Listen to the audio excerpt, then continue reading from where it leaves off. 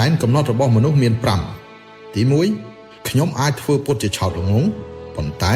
ដាច់ខាតអ្នកកុំគិតថាខ្ញុំពិតជាឆោតល្ងងទី2ខ្ញុំមិនមែនគ្មានកំហឹងទេប៉ុន្តែគ្រាន់តែមិនងាយឆាប់ខឹងទី3អ្នកកុហកខ្ញុំបានតែអ្នកត្រូវប្រយ័ត្នចំនួនកុហកផងទី4ពាក្យពិតណាមួយក៏ដោយខ្ញុំសុទ្ធតែអាចទទួលបានទាំងអស់គឺខ្លាចតែអ្នកគ្មានពាក្យពិតទី5អ្នកមិនឲ្យតម្លៃខ្ញុំក៏ធ្វើអាកប្បកិរិយាដូចគ្នាចំពោះអ្នកវិញដែរ